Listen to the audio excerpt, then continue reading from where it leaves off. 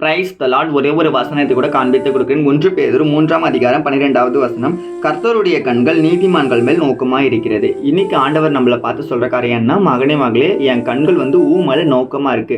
நான் உன்னை பார்த்துக்கிட்டே இருக்கேன். கண்மணி போல உன்னை பாதுகாத்துக்கிட்டே இருக்கேன். உன் காரியங்களை நான் நினைவா இருக்கேன். நீ என்ன காரியத்தை எதிர்பார்த்து இயங்கிக்கிட்டு இருக்கோ அதை உன் லைஃப்ல நான் செய்ய போறேன்னு சொல்லி இன்னைக்கு ஆண்டவர் நம்மளை பார்த்தா சொல்றாரு. நம்மளாம் நீதிமானா? 100% நம்ம நீதிமான்கள் தான். இயேசுவை ஏற்றுக்கொண்டு அவர் இடத்துல கழுவப்பட்ட பிள்ளைகளா மாறும்போது நம்ம நீதிமான்களா ஆக்கப்படுறோங்க. அப்ப நீதிக்கு பிழைத்திருக்கிற பிள்ளையா இருக்க நம்ம வாழ்க்கையில நமக்குள்ள பாவம் இருக்கலாமா? நிச்சயமா பாவம் இருக்கவே கூடாது. நம்ம ஏன் இந்த உலகத்துல இருக்க சில காரியங்களை நம்மளால் விடவே முடியல அப்படின்னு பாத்தீங்கன்னா, இந்த உலகத்துல நமக்கு நிறைய ஆசைகள் இருக்கு. அது உண்மை தானே? நீங்க உலகத்தை பிரியப்படுத்துறீங்களா இல்ல ஏசப்பாவை பிரியப்படுத்துறீங்களா? ஏசப்பாவை பிரியப்படுத்தும் போது நீதிமான்களாக்கப்படுறோம், பரிசுத்தமாக்கப்படுறோம், அவருடைய ராஜ்யத்துக்கு பாத்திரமான மாறும். இந்த உலகத்துல நன்மைகளை நம்ம பெற்றுக்கொள்றோம். ஆனா உலகத்தை பிரியப்படுத்துற பிள்ளைகளா மாறும்போது இந்த உலகத்துல இருக்க எல்லா காரியத்து மூலியமா நம்ம வாழ்க்கையை நம்ம இழந்துடுறோங்க. இன்னைக்கு உங்க வாழ்க்கையில நீங்க ஏசப்பாவை பிரியப்படுத்துற பிள்ளைகளா இல்ல உலகத்துல பிரியப்படுத்துற பிள்ளைகளா? யோசிச்சு பாருங்க, சிந்தித்து செயல்படுங்க. விசுவாசிக்கிறீங்கன்னா ஆமீன் போட்டுக்கோங்க. இதே போல ஆகிற வசனங்களை ஃபாலோ பண்ணிக்கோங்க. God bless you. ஆமீன்.